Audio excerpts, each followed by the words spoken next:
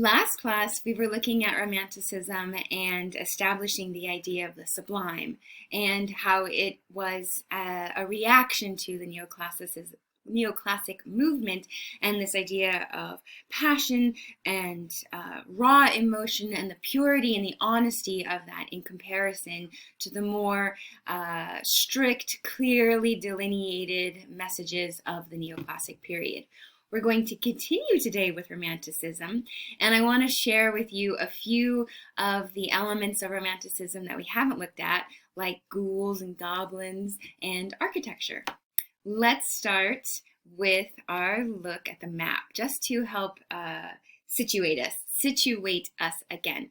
So we are in Europe, and we're bouncing back and forth in time between Napoleon's rule and the fall of Napoleon. I know, I apologize. So I'll be speaking of artworks that are Napoleon in power and speaking of artworks that are Napoleon out of power. This is relevant because, well, the artworks are going to be speaking to these power dynamics. Here is our first artwork for today. This is by Fuseli, and it's called The Nightmare. Now, Fuseli is born in Switzerland, but he had his big career break in England, and he became a member and instructor of the British Royal Academy. He was known for his really expressive, romantic, and remember, when I say romantic, I'm not meaning like chocolated champagne and roses. I mean the raw emotions. But he was best known for his very expressive fantasy scenes, like this one here.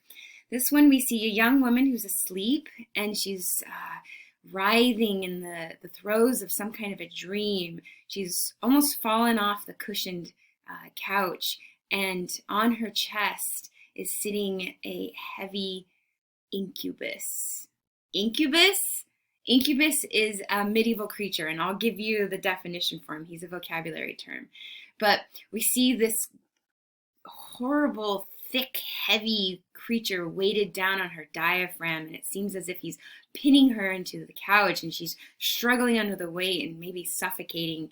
And the background has this red curtain. You can see a tassel here and the red curtain draping through, and then coming through one of the panels of the drape, we see a horse. I mean, what is this?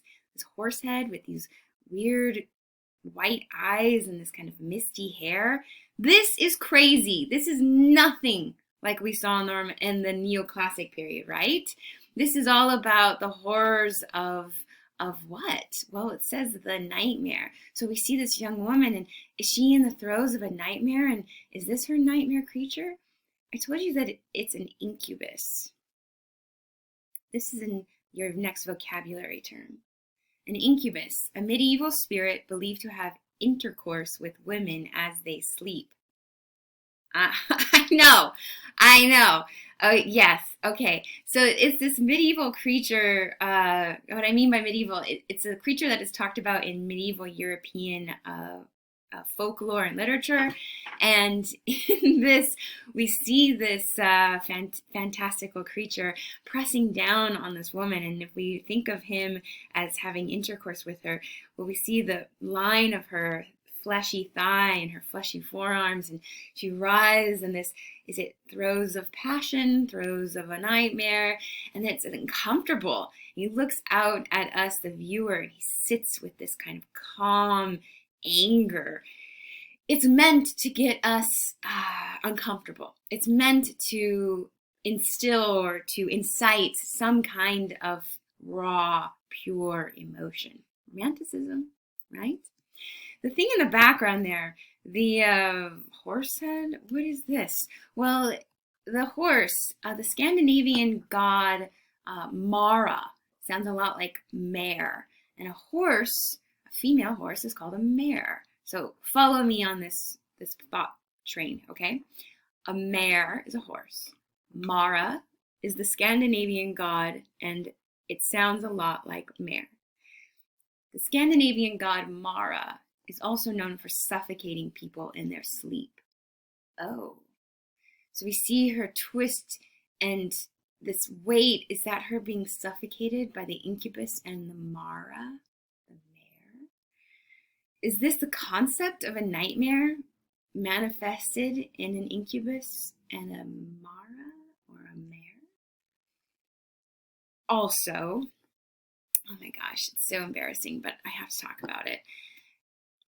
Curtains, red, fleshy, red curtains are often a symbolic way of talking about or describing women's genitalia.